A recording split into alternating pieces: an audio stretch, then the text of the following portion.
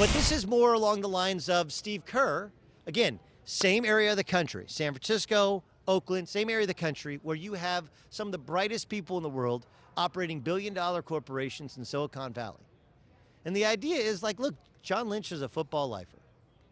In addition to covering football, he actually reportedly helped the Denver Broncos in evaluating defensive backs for the draft and for free agency. Of course, he played with the Denver Broncos.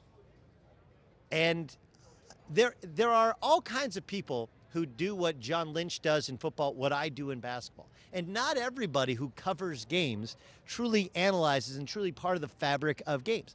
Lynch, though, if you watched him on TV, not just covering football, but in daily shows this year, there was a different level of engagement with Lynch and the personnel. And I'll tell you who Lynch honestly reminds me of. We have a guy at CBS Sports Network and CBS, Adam Archuleta, who, of course, also played the defensive backfield. And, like, what you have to understand is it's like catchers become great managers in baseball, right? And why is that? Because not only does a catcher call the pitches, and not only do they know who's got good stuff and doesn't have good stuff, and the whole and all of the different nuances to baseball, but they can see the whole field. They can understand everything that's going on because that's their job. Same thing for defensive backs.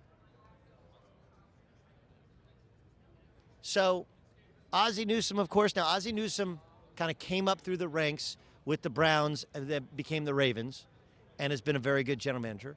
Like John Elway, obviously, has won a Super Bowl, been to another Super Bowl.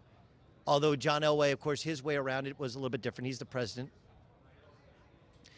But, like, look, Lynch has a good relationship with Kyle Shanahan. Shanahan obviously is going to be the guy.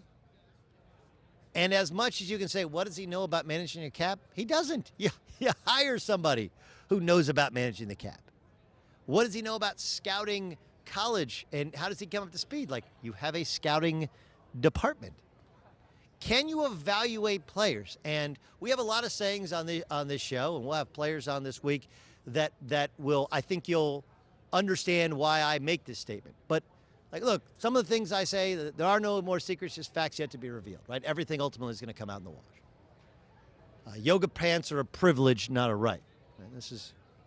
right? Common sense is not that common. But here's in sports, this is one that you can take to your grave with. You can't fool players. Like, you can fool us in the media. Right? You can fool us in the media with telling us how great these guys are, pumping up a draft pick, pumping up a signee.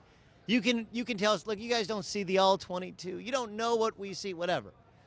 But when a guy can't play, or a guy can really play, those dudes on the field know. They know. The famous story is, you guys know Mark Schlereth, of course, won 3 Super Bowls, played with both the Redskins and the Broncos. And I remember the first time I met Stink, when he first became an NFL analyst, I said, it was, I think Gus Frerotte was the 7th round pick and Heath Shuler was the 1st round pick.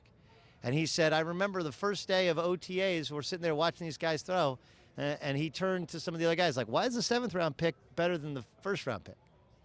Can't fool players. Now, not every one of them. Not every athlete has a high sports IQ. Some of them are just blessed by God, and they're just like, you know what, hell, I can either play football or dig ditches, and this is a much better thing than digging ditches. But there are guys you come upon that you say they watch the game differently.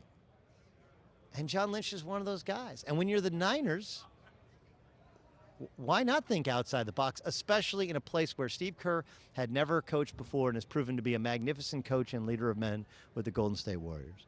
You're in a part of the country where you have Silicon Valley and people are outside the box thinkers. He has a pre-existing relationship with Kyle Shanahan. He's been covering not just football, but the NFC on Fox. Like, I actually really, really like it. And it may be unsettling to some of the assistant general managers who didn't get a shot. Life's not fair. Life's not fair. Can't fool players. And I would guess you're not going to be able to fool John Lynch, who was never really out of the NFL before he started covering the NFL and has never really been out of football. He's simply been covering it on television. I like the hire.